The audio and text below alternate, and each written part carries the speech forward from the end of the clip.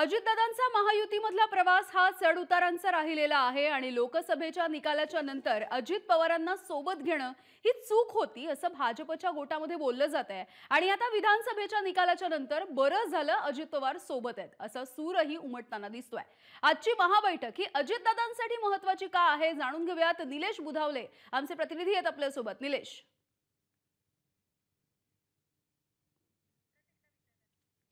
पुन्हा एकदा जाऊयात। निलेश आपल्या सोबत जोडले गेलेत। निलेश, आधी असा सूर होता की अजित पवारांना उगाचच सोबत घेतलं, याविषयी लिहिलं सुद्धा गेलेलं होतं भाजपच्या वेगवेगळ्या वृत्तपत्रांमधून सुद्धा, मात्र आता असा सूर उमटताना दिसतोय की बरं झालं अजित पवार आपल्या सोबत आहेत।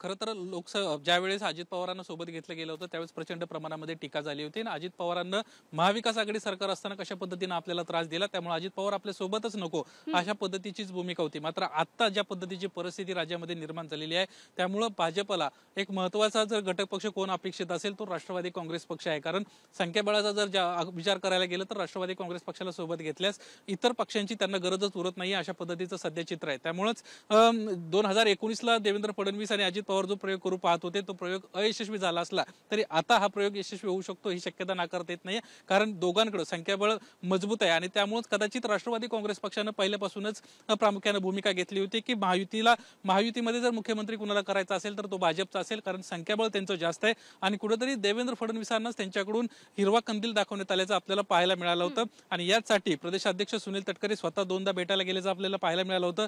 अजित पवारांना देवेंद्र फडणवीसांची भेट घेतली होती आणि एकंदरीतच राष्ट्रवादीचे सर्व जे माजी मंत्री होते हे सर्वजण त्यांना भेटायला गेल्याचं देखील पाहायला मिळालं होतं। आणि त्यामुळे आजची ही जी बैठक आहे ही महत्त्वाची बैठक आहे।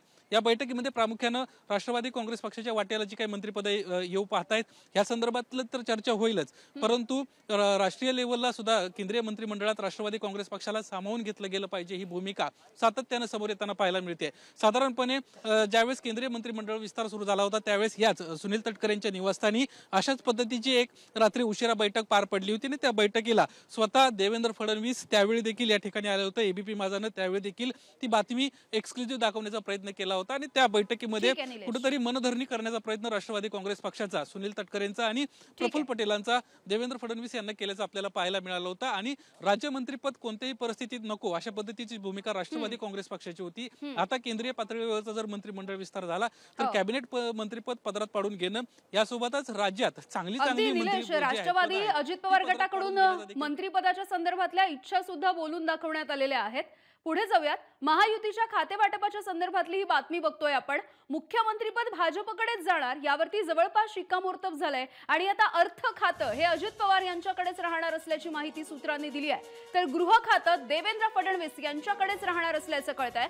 दरम्यान केंद्रामध्ये सुद्धा शिवसेना आणि राष्ट्रवादीला मंत्रिपद मिळणार असल्याची माहिती एबीपी माझाला मिळते आहे। याशिवाय राष्ट्रवादीला 8 कॅबिनेट आणि 3 राज्यमंत्रीपदं हवी आहेत, तर शिवसेनेला कॅबिनेट आणि राज्यमंत्री असे मिळून 12 मंत्रिपदांची मागणी त्यांनी केल्याचं कळतंय, तर भाजपला 23 मंत्रिपदं हवी असल्याची माहिती सूत्रांनी दिली आहे।